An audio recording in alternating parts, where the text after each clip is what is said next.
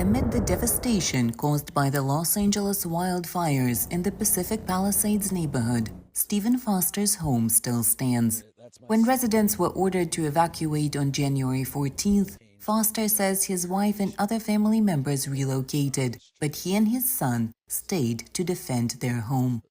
You just know that if you leave your house, the chances of having a house decrease.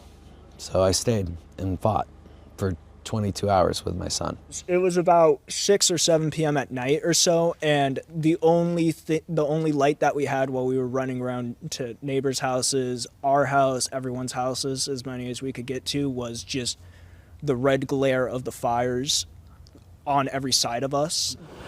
Weiler's house, Foster house, Cone house, Caesar's house, apocalypse.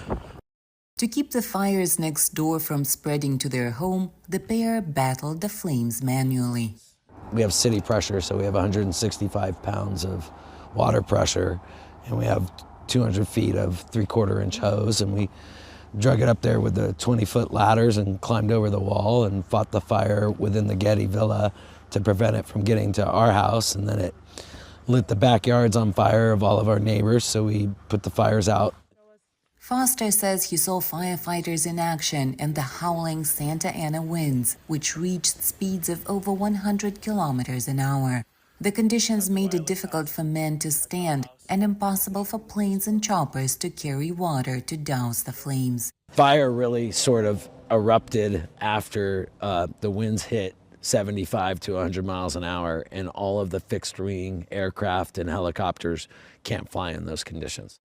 Malibu resident Lockwood Holmes helped to keep his Pacific Palisades neighbors updated on the situation. On this day, he also brought in generator and fuel. Obviously, communication's key, right? So, like, if you don't have power and cell phone towers are down, whether you have Starlink, we've been using Starlink to communicate, and so that information, just even being able to see the news or to see what direction the wind's blowing and what the next, so it's all those little things and sharing that.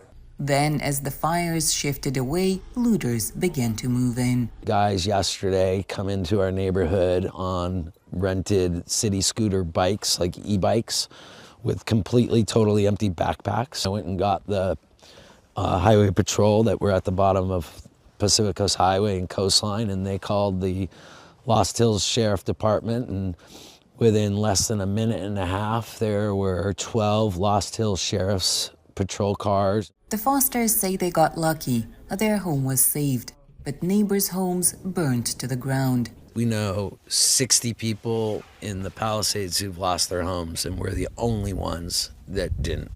But authorities say the remains of other residents are being discovered in the charred neighborhoods, pointing to perils inside the evacuation zone. Los Angeles officials say so far at least 27 have perished in the fires and some 12,000 structures destroyed. And while winds have diminished, some fires continue to burn across parts of Southern California. For Khrystyna Shevchenko in Los Angeles, California, NRI's VOA News.